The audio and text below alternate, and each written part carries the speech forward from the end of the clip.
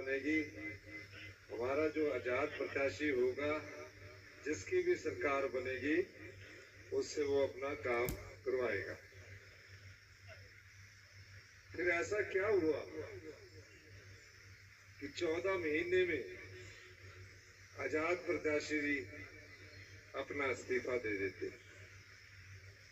ये आपने कभी सोचा कि ऐसा क्यों हुआ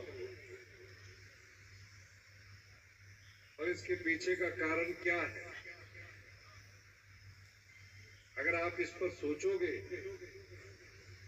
तब आपको कुछ बातें सामने नजर आएगी। ये पंचायत मेरी विधानसभा क्षेत्र के साथ लगने वाली पंचायत है। पहली बार ऐसा हुआ कि हिंदुस्तान के इतिहास में आजाद प्रत्याशियों ने इस्तीफा दिया और आजाद प्रत्याशी अपने इस्तीफे को स्वीकार करवाने के लिए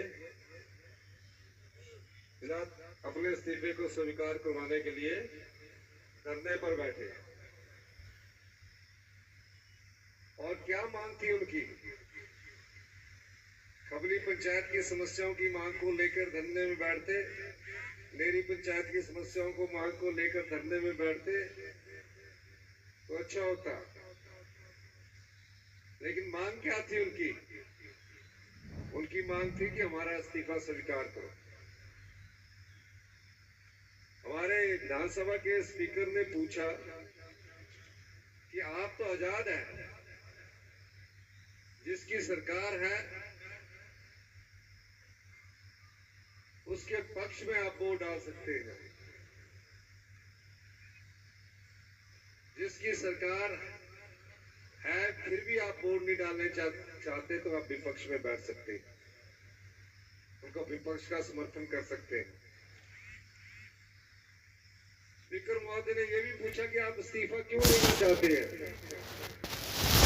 कांग्रेस के 6 विधायक जिन्होंने बगावत की थी वो कांग्रेस पार्टी के चुनाव चिन्ह पर जीत कर आए थे। आप तो अपनी पार्टी के अपने चुनाव चिन्ह पर जीत कर आए, आपको इस्तीफा देने की कोई जरूरत नहीं है। आप मत इस्तीफा दीजिए। कहा नहीं, हमारा इस्तीफा स्वीकार कीजिए। कहते कि मुख्यमंत्री जी हमारे काम नहीं करते। ये बात भी उनकी मान ली जाए कि मैं उनके काम नहीं करता, 14 महीने के मैंने आपके काम नहीं किए, तो उस पर इस्तीफा देने की क्या बात है? बीजेपी के 25 एमएलए हैं। जब सरकार कांग्रेस की होती है, कांग्रेस के विधायकों के काम होते हैं, बीजेपी के जो काम कानूनी और नियम के अनुसार होंगे वो करेंगे। आपके तो उनसे काफी ज्यादा मैंने काम किए। मैं तो खुद इस जिले का मुख्यमंत्री था, मेरा ये दायित्व बनता था कि मैं अपने जिले के साथ काम करूं। तो बीजेपी के जो विधायक है, जो विपक्ष में रह के अपने विधानसभा क्षेत्र के लिए धरना देते हैं, और कई विधायक तो ऐसे होते हैं जो अपने विधानसभा की समस्याओं के लिए कोर्ट में रिट करते हैं। लेकिन इस क्षेत्र के विधायक ने कोर्ट में रिट भी की, कहा मेरा इस्तीफा स्वीकार करो। धरने में भी बैठे, आपकी समस्याओं को लेकर नहीं बैठे, कहा हमारा इस्तीफा स्वीकार करो। ठीक है, स्पीकर महोदय ने उनको 1 और महीने का समय दिया। कहा आप 1 महीना 29 फरवरी से लेकर 28 मार्च तक हमारी सरकार को गिराने का ये लोग प्रयास करते के लिए प्रयास करते रहे, जिसमें आजाद प्रत्याशी जुलाई से ये प्रयास करता है। शिमला जिला से नंदलाल जी आए हैं, 7 एमएलए चुनकर आए वहां से, 7 ने मेरा साथ दिया। कहा हम कांग्रेस पार्टी के चुनाव चिन्ह पर जीत कर आए हैं, आप हमीरपुर जिला से हम आपके साथ कंधे से कंधा मिलाकर खड़े होंगे।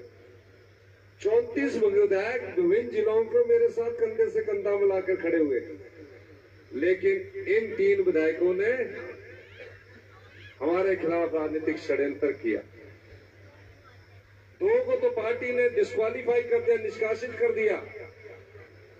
ये आजाद थे, इनको कांग्रेस पार्टी का, कांग्रेस सरकार का कोई नियम लागू नहीं होता था, ना बीजेपी का कोई नियम लागू होता।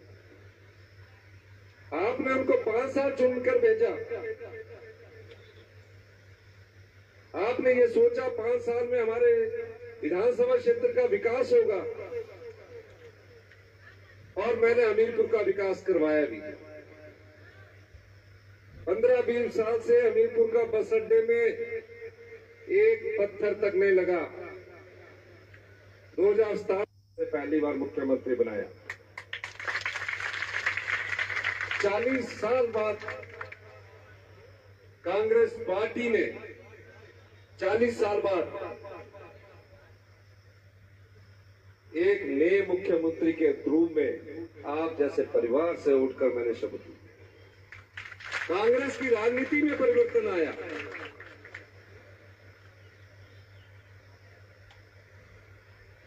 यहां चीफ इंजीनियर इलेक्ट्रिकल का ऑफिस नहीं था।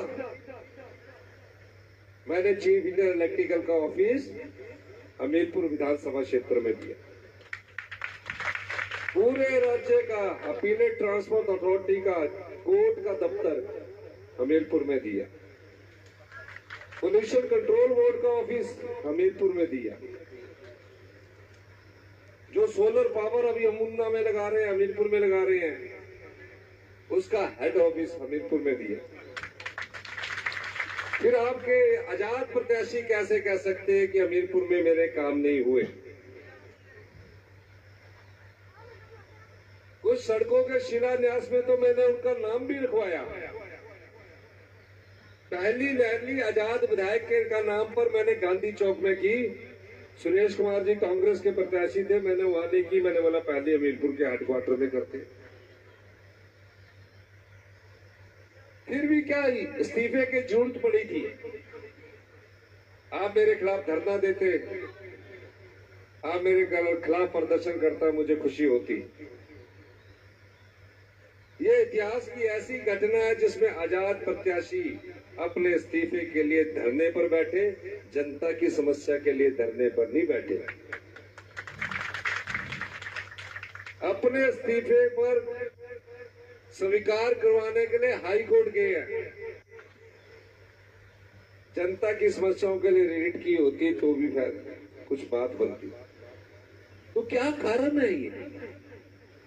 आप समझो इसको कि क्यों ऐसा इस्तीफा करने के लिए वो दबाव डाल रहे हैं।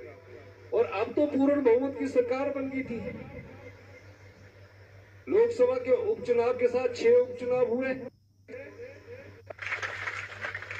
और अगर आपने विपक्ष में ही बैठना था तो आजाद होकर भी विपक्ष में बैठ सकते थे। अगर आप गलती से जीत भी गए, और अगर आप जीत भी गए, तो आप मुझसे क्या आशा रखते हो? आपने तो ये इस्तीफा क्या कह दिया था कि 14 महीने में मेरे काम नहीं, तो 3.5 साल तक आप जनता का काम कैसे करवाओगे? कितने रोजगार के अवसर निकलेंगे? कितनी नौकरियां निकलेगी? एक साल में हमने 18 महीने हो गए, एक साल में हमने 22,000 नौकरियों को निकाला सरकारी क्षेत्र में। जयराम ठाकुर जी ने 5 साल में 20,000 लोगों को रोजगार दिए। और ये जो सबऑर्डिनेट सिलेक्शन बोर्ड है, आंखें बंद करके रहते थे।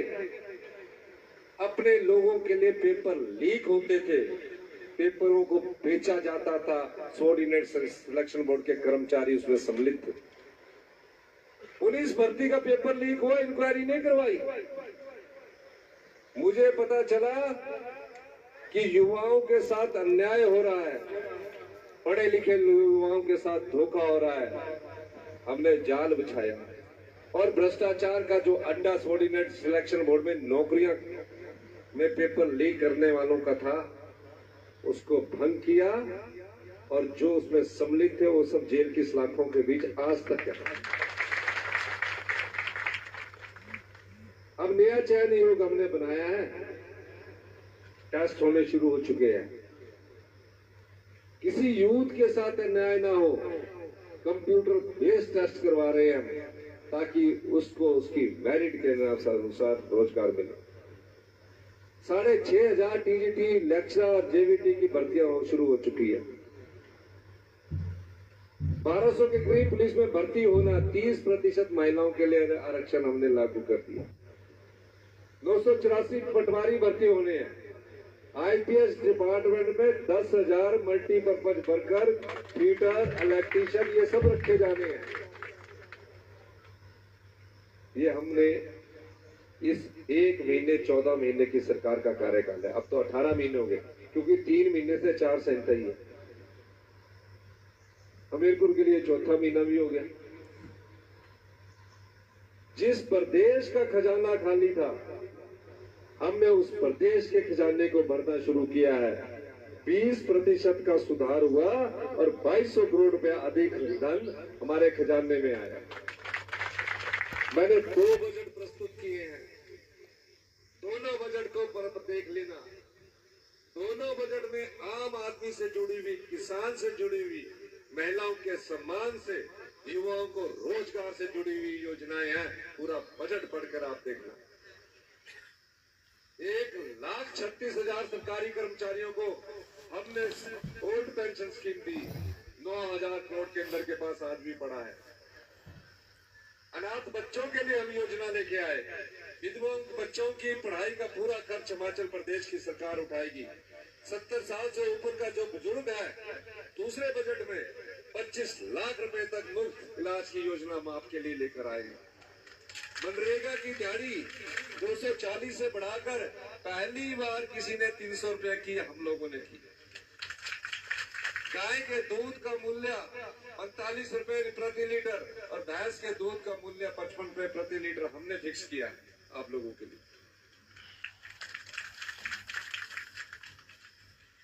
बीजेपी चुनावों से पहले आकर 1 साल पहले संस्थान खोलने की प्रथा चलती है।